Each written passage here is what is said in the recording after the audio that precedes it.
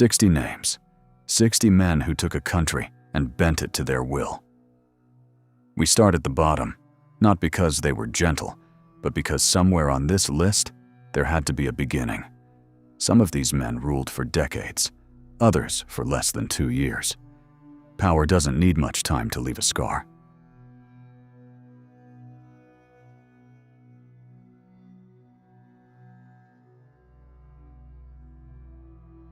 Some of them are still in power today. That's the first thing worth knowing. Not all dictators end up in a courtroom, or a drainage pipe, or a cell. Some of them die in their beds, with their countries still in their grip. At the bottom of this list, you'll find men who ran small countries with an iron fist for decades. Equatorial Guinea, Togo, Turkmenistan, places most people couldn't find on a map. But if you lived there, the name of the man in charge was the most important fact of your life. Some of these rulers were simply brutal. Others were bizarre. Sapar Murat Niyazov renamed the months of the year after himself and his mother. Yahya Jammeh of Gambia claimed he could cure AIDS with herbs and prayer. But behind the spectacle there was always the same thing: people in prisons, people disappearing, people afraid to speak. Others on this part of the list were serious men in serious suits who built systems of control that lasted for generations. Salazar held Portugal for nearly 4 decades. Stroessner ran Paraguay for 35 years and turned it into a refuge for Nazi war criminals. Chiang Kai-shek fled mainland China after losing to Mao, then ruled Taiwan just as tightly. By the time we reach the 40s on this list, the names start getting heavier. Ceausescu, Hoxha, Pinochet, men whose names still carry weight in the countries they once broke.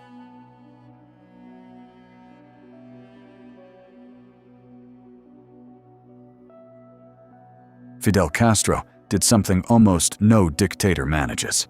He outlasted them. 10 American presidents came and went while he stayed exactly where he was, in a green uniform, with a cigar, telling Cuba what to think. He called it a revolution. For the people locked in his prisons, it was something else. Thousands were executed. Thousands more tried to escape on rafts made of wood and rubber tires, paddling toward Florida with nothing but hope. Most never made it. Castro stayed in power until his body gave out before his grip ever did.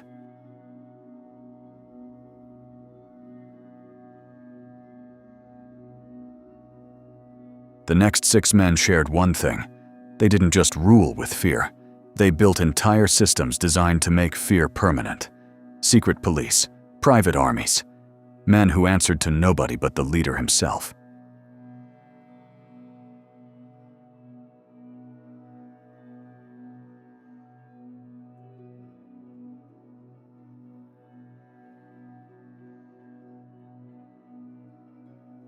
In Haiti, François Duvalier didn't just want to be feared. He wanted to be feared like a spirit. He dressed like Baron Samedi, a figure from Haitian Vodou who guards the dead, and let his people believe he had supernatural power. His secret police, the Tonton Macoutes, wore dark sunglasses and carried machetes, and they answered to him alone. Nobody knows exactly how many people they killed. What's certain is this: for 14 years, an entire nation lived too afraid to even say his name out loud. This stretch of the list moves through Africa in the decades after independence, a continent full of new nations and new men who saw a chance to take everything for themselves. Some of the names scrolling past right now ruled countries so small that most people have never heard of them. Francisco Macias Nguema shut down every school in Equatorial Guinea and banned the word intellectual. Sekou Touré imprisoned one in every 7 people in Guinea at some point during his rule. Others are impossible to ignore. Muammar Gaddafi funded terrorist attacks on 3 continents and ruled Libya for 42 years. Vladimir Putin launched the largest land war in Europe since World War II. And then there is Haile Selassie, an emperor who let 300,000 of his own people starve while he hosted state banquets and told the outside world nothing was wrong. Rios Montt destroyed 600 villages in 18 months. Charles Taylor armed children. The list keeps getting harder to read. Idi Amin started as a boxer and a soldier, and he never stopped fighting. Except now, his enemies were his own people. In 90 days, he threw 60,000 Ugandans of South Asian background out of the country, giving them almost no time to pack a single bag. Between 100,000 and 500,000 Ugandans were killed under his rule. Amin gave himself titles nobody else would dare claim. Conqueror of the British Empire was one of them. He fled the country in 1979 and lived the rest of his life far away, never once facing trial for what he had done. Only 2 names in this short chapter. But 2 names is enough when both of them used ethnic hatred as a weapon of state. Francisco Franco won Spain's civil war, and then he made sure nobody would ever be allowed to challenge him again. After the fighting stopped, his reprisals killed as many as 400,000 people.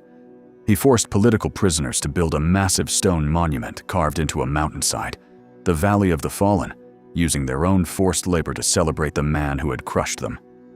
Franco ruled without real opposition for 36 years. When he finally died in 1975, Spain had known almost nothing else. 2 rulers, 2 campaigns of violence carried out against their own citizens in the name of unity. In March of 1988, Saddam Hussein gave an order that would define how the world remembered him. Iraqi planes dropped chemical weapons on the Kurdish town of Halabja, his own citizens, and killed 5,000 people in a single afternoon. It wasn't a one-time act. The wider campaign against Kurdish villages, known as Anfal, wiped entire communities off the map. Saddam ruled Iraq for over 20 years through fear, surveillance, and brutal punishment for anyone who spoke against him.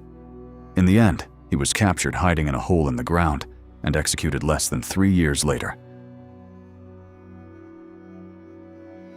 This is a long stretch, 8 names spanning 100 years and 3 continents. War criminals, colonial killers, and a son who learned from his father exactly how to break a country. Kim Jong-il inherited his father's country and let 1 million people starve rather than ask the outside world for help. Yahya Khan killed more people in 9 months than most rulers manage in a lifetime. Suharto's purge of 1965 wiped out 500,000 people in a matter of months, and the West said almost nothing because he was on the right side of the Cold War. Enver Pasha didn't just start a genocide, he built the blueprint others would copy for the rest of the century.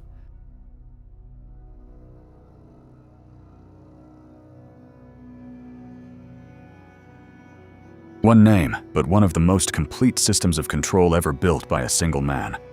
Kim Il-sung didn't just rule North Korea. He built it from nothing into the most closed-off country on Earth. The war he launched in 1950 killed more than 4 million people before it ended in a stalemate that technically never stopped. At home, he created political prison camps that held not just his enemies, but their children and their children's children. Entire families locked away for the sins of one relative. When Kim Il-sung died in 1994, his son simply continued exactly where he left off.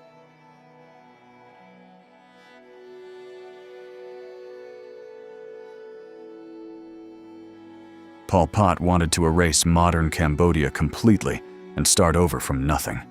He called it Year Zero. Money was abolished, schools were shut down, cities were emptied at gunpoint, and millions of people were marched into the countryside to work the fields by hand. In less than 4 years, 1 in every 4 Cambodians died, from execution, starvation, or exhaustion. It remains one of the deadliest experiments any government has ever forced onto its own people. 5 names left. These are the men who didn't just rule. They reshaped the world through the sheer number of people who died under their command.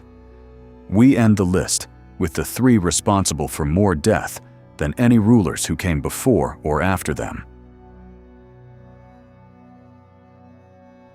Adolf Hitler built a machine whose only purpose was murder on an industrial scale. 6 million Jewish men, women, and children were killed in the Holocaust alone.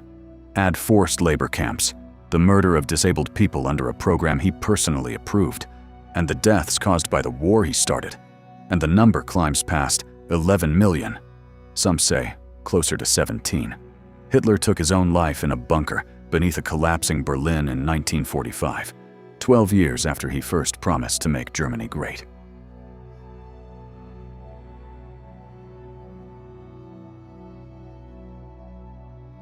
Joseph Stalin ruled the Soviet Union through fear so total that even his closest allies lived in terror of a knock on the door at night. The Gulag system held 18 million people over the years it existed, a network of labor camps stretching across the coldest parts of the country. In Ukraine, he deliberately let millions starve to death rather than loosen his grip on grain supplies. In just 2 years during the Great Purge, 750,000 people were shot for crimes they often never committed. By the time Stalin died in 1953, the total death toll under his rule had reached roughly 20 million. No ruler in recorded history caused more deaths than Mao Zedong. His great leap forward was supposed to turn China into an industrial power overnight. Instead, it caused the largest famine the world has ever recorded. Up to 55 million people died in just 4 years. Then came the Cultural Revolution, when Mao turned the country's own young people into weapons against teachers, neighbors, and anyone accused of standing in the way of his vision. Millions more died. Mao ruled China for 27 years. When the numbers are added up, no single human being in history has ever been connected to more deaths than him.